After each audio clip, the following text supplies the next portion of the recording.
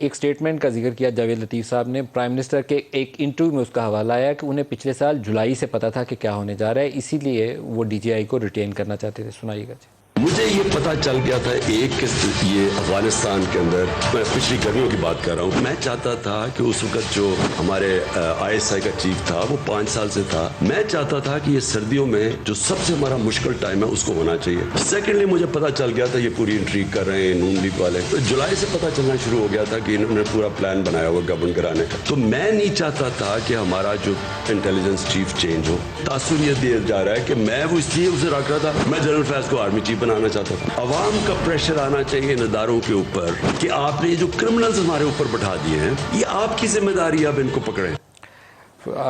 عوام کا دباؤ آنا چاہیے اداروں کے اوپر کہ آپ نے یہ جو کرمنلز ہمارے اوپر بٹھا دیے ہیں یہ آپ کی ذمہ داری ہے، یا آپ یہ دس از ہاؤ وہ انہوں نے ساری اپنے جملے کو اسٹرکچر کیا کہ پچھلے سال جولائی سے آپ کی ذمہ داری ہے. اگر میں ایک لائن سے آگے کراس کر جاؤں تو آپ کی ذمہ داری بنتی ہے آپ مجھے روکیں گے کہ آپ چینل کی. یہ ان کا کام ہے جن کو آپ کہہ رہے ہیں.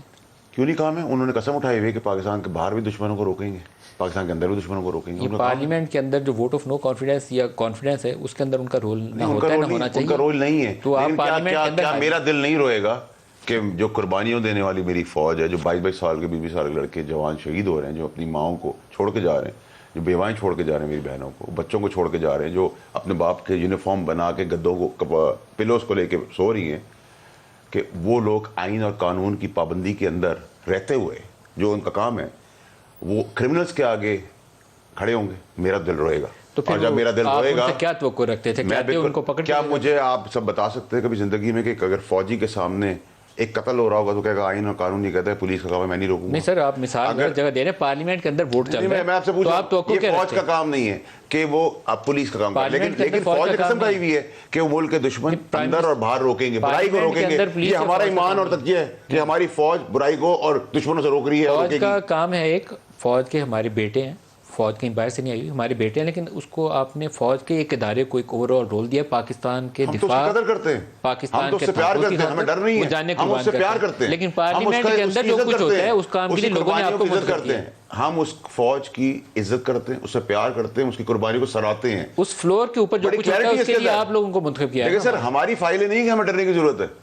ہمیں اللہ کی ذات کے علاوہ کسی سے ڈرنے کی ضرورت نہیں ہے. ان کی تو فائلیں ہیں، ان کی فائلیں آپ کے کمرے کی کرسی سے بھی مل جائیں گی نیچے دراز سے. بہرحال پھر بھی اس فلور کے اوپر ذمہ داری آپ لوگوں کی ہے، وہ اپنی ذمہ داری اپنے سے اتار کے فرمائش پوری کر دیا آپ نے. وہ دکھا کے کلپ، سر میری بھی فرمائش ہے گجرانوالہ کی نواز شریف کی تقریر دکھا دیں جس میں آپ نے کیمرہ سے دبا کے روکا تھا، نام لیا تھا، لیکن آپ کی حکومت نے دکھانے نہیں. وہ جائز تھا، وہ آئین شکنی بھی نہیں تھی، وہ غیر قانونی بھی نہیں تھا. کنوکٹڈ آدمی یہاں سے بھیج دیا سمیت ہماری گورنمنٹ پنجاب کی انوالومنٹ کے ساتھ. ابھی آپ کی پیشی بھی ہونی تھی، میں پوچھنا بھول گیا ہوں اس کا. دیکھیں سر، جن الیکشن کمیشن نے جو ان کی بی ٹیم ہے ان کو سیٹ کرنا ہے، کل ہی سے وہ شروع ہو جائے گی کام.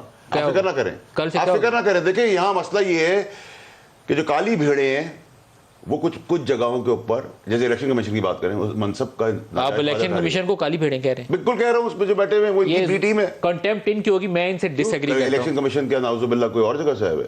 اگر ناجائز کریں گے تو ناانصافی کریں گے. کالی بھیڑیں ان کو بولیں گے. آپ کو کل پتہ چلے گا. آپ ایک دفعہ آپ کے وہ وزیر صاحب تھے، انہوں نے کیا بولا تھا، آگ لگا دو ایسے الیکشن کمیشن کو.